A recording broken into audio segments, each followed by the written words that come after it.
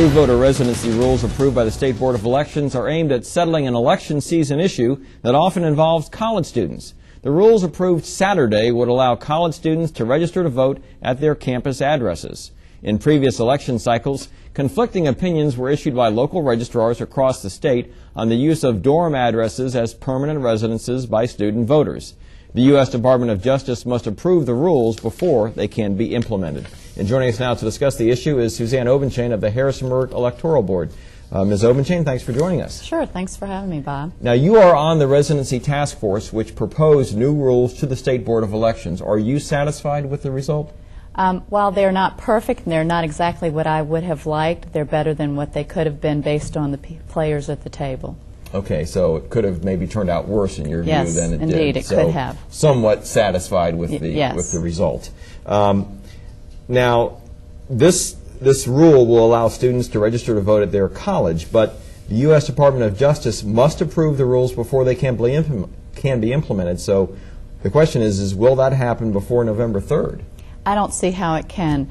The Department of Justice typically asks for 60 days to approve anything before it can be implemented, and we haven't sent them to the Department of Justice yet. And if you do the math, 60 days out from today would be just the couple days before the election, and the polls or the books close for registration October the 5th. Right. So actually, even though the election is November 3rd, what matters is October 5th then. October the 5th is... You can't register after that. You cannot register after that. The books close for the period between October 5th and November the 4th when they reopen. Okay. So if it doesn't seem like Justice will have time to make the ruling within 60 days, what then do local registrars do between now and I guess October 5th?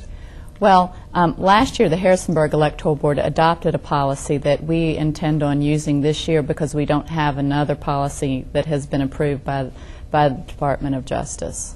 Okay, so what is the Harrisonburg policy that you'll be doing? That as long as we have a physical place that they are resting their head, i.e. a dormitory, and we know which dormitory they're in, and their application is filled out correctly, we will register them to vote. Now, I understand last year part of the problem was that JMU students would put an address of 800 South Main Street, which is the college's address, I think? That is the college's address, and no one resides in 800 South Main Street.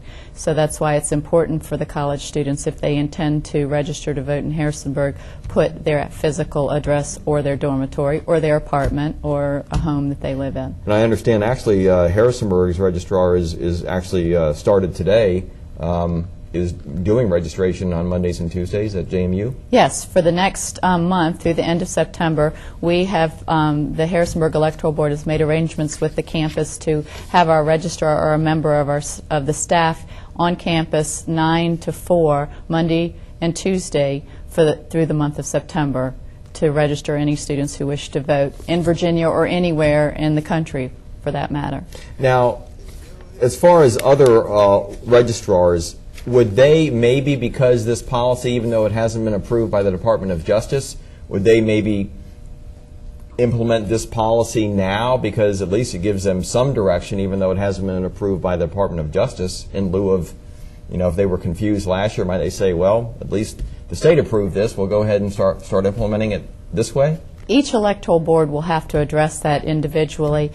Because we don't have anything that's uniform, each electoral board will have to address it. Because we have a policy, we're not going to adopt the new policy until we're told it's met the Department of Justice's standards. Is that what you think you have any idea what other registrars will do? Because it was just adopted on Saturday, I have not had an opportunity to speak to any other electoral board members across the Commonwealth.